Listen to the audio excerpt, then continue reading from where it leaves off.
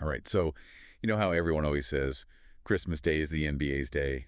Well, this year, the Lakers and the Warriors really took that to heart. Yeah, talk about a game. I mean, did you see that final score down to the wire? Oh, absolutely. Lakers 115, Warriors 113. We're talking a one-possession game. 1 second left on the clock. It was wild. I mean, just thinking about being at the Chase Center, watching that all go down, the energy. We're going to dive deep into all of that, all the key moments, what it means for both teams moving forward, and we've got some awesome articles to unpack, some Reuters snapshots, the whole 9 yards. And I think what's most interesting is the story behind the story, right? Like on the surface, oh, wow, awesome Christmas game. Right, yeah. But there's a lot more going on, I think, under the surface. Totally, yeah. Some surprises for sure. Okay, so let's actually set the scene here. Lakers versus Warriors, Christmas Day 2024 at the Chase Center in San Francisco. Like we said, Lakers win 115 to 113. Yeah, so close. Unbelievably close. And I think it's even more interesting to kind of highlight this right off the bat, that the Lakers managed to pull this win off, despite the fact that Anthony Davis was injured in the first quarter. Oh, absolutely. Big question mark right there. Like, how are they going to do this? Right.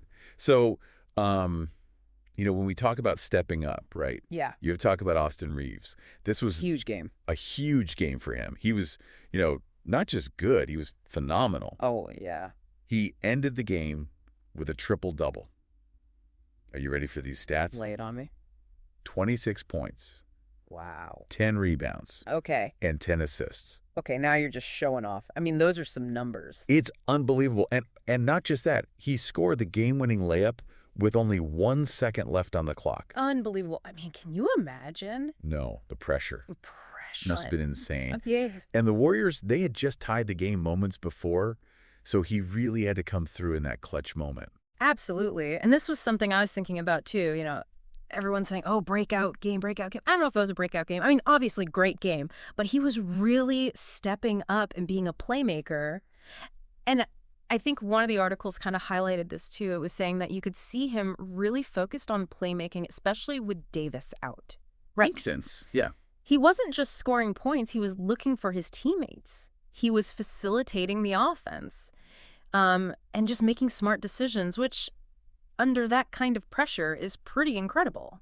Yeah, so I guess the question is, right? Yeah. Is this a sign of things to come for Reeves? Or was this, a one-time explosion kind of fueled by the Christmas Day energy, a special occasion?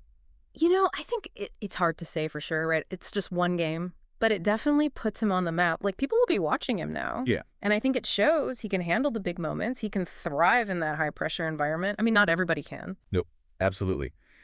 And speaking of thriving in high-pressure environments, we have to talk about LeBron James, who was, as always, incredible on Christmas Day. LeBron on Christmas, always a good show. Yeah. It's like, what else would you expect? Obsessed. 31 points for LeBron, tied for the game high with 10 assists. So, he was really dishing it out there. I mean, some people might say, like, if you compare it to his 2021 game, the Christmas Day game against Brooklyn, which some people thought, oh, that was maybe a little lackluster for LeBron. But I think he kind of silenced those doubters this year. He always does. He was making plays all over the court. He was controlling the tempo. And, I think what I liked seeing the most was how he was mentoring the younger players, like Reeves. Right. And one of the articles actually mentioned that that they observed LeBron talking to Reeves quite a bit throughout the game, especially after Davis went out with the injury. So it was like, it was a coaching role on top of his usual star player role. Absolutely. And I think that's, part of why we love LeBron.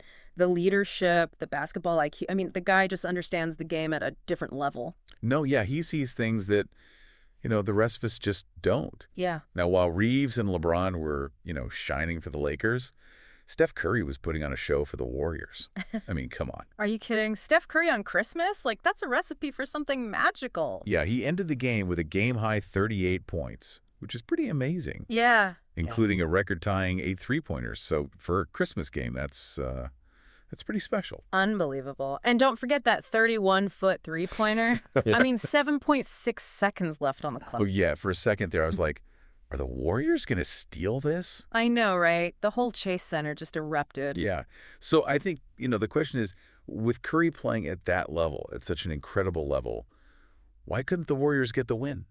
Like, what does that tell us about, the the dynamics of the team? What else is going on? It's the million-dollar question, right? I mean, obviously, Steph's individual brilliance is undeniable. Yeah. But basketball's a team sport. Right. And I think one of the articles was saying that, they're still trying to figure out how to adapt to the new roster, right? They had some off-season changes, some new players, and maybe they just haven't clicked yet as a unit. Right. So all these individual pieces, maybe they haven't quite formed Voltron yet. Right. Exactly. Speaking of things that haven't quite come together, we should go back to Anthony Davis's injury. It happened pretty early in the first quarter, and he had to leave the game. Yeah. I mean, picture this. You're there in the Chase Center. The energy is electric, and then boom, Davis goes down. Uh-oh. Twisted ankle.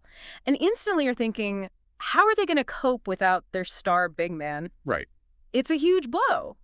But what impressed me is that they didn't just survive, they kind of thrived for a lot of the game. Yeah, it really shows their resilience, Yeah. And their ability to adapt. And one of the articles was talking about how after Davis left, they really started relying on three-pointers, more fast breaks, and they were saying that Reeves played a huge part in making that transition happen. Interesting. So it wasn't just about replacing Davis, it was about shifting their entire game plan. Yeah, which is, I think, a testament to, like we said, the coaching staff, LeBron's leadership on the court. It's really impressive to watch. Yeah. It wasn't just about individual performances. This game was about the Lakers as a team overcoming that adversity. Yeah. So where does this leave our two teams, right? Well, the Lakers, they're on a 4-game winning streak now. That's some momentum. It is. The Warriors, on the other hand, they've lost 5 of their last 6 games. Oof. Not looking so good. No. Lakers are steadily improving their season record, whereas the Warriors, they're kind of sitting at a shaky 15-14. Yeah. It's a tale of two teams going in opposite directions. Yeah, it is. The Lakers, like we said, finding their rhythm, building that momentum, they're showing just how deep their roster really is. The Warriors, on the other hand, I think they're still searching for some answers. Lot to figure out. Yeah, I mean, so much to think about after this game. The Lakers, with that last-second win, Reeves kind of announcing his arrival on the scene, LeBron, continuing his Christmas Day reign. Yeah. Curry putting on a show despite the loss. Absolutely. And, of course, the big question mark, what happens with Anthony Davis? How long is he going to be out? That's a big one. Yeah. Yeah. I mean, I think this game just makes us wonder, is the individual brilliance of someone like a Steph Curry, is that enough in today's NBA? Yeah. Or are we seeing that you really need those strong team dynamics to really pull through? It's a great question. It really is. We'll have to see how it all plays out. Absolutely. Yeah. Well, on that note, we'll leave you with that thought. Thanks for listening. Happy New Year, everybody. Today is your lucky day.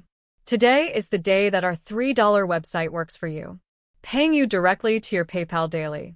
Imagine $3 ongoing continuous payments to your PayPal account. Imagine falling asleep and waking up to $300 in your PayPal account. How would this make you feel? How could this help you? What bills could you pay? What kind of fun could you have? What does that retirement look like now? All for a one-time payment of $3. This website is DFY done for you, fully built and completely hosted, and never stops collecting payments for you. You have spent $3 on coffee on a regular, but that coffee won't help you create multiple streams of income. Click the link below.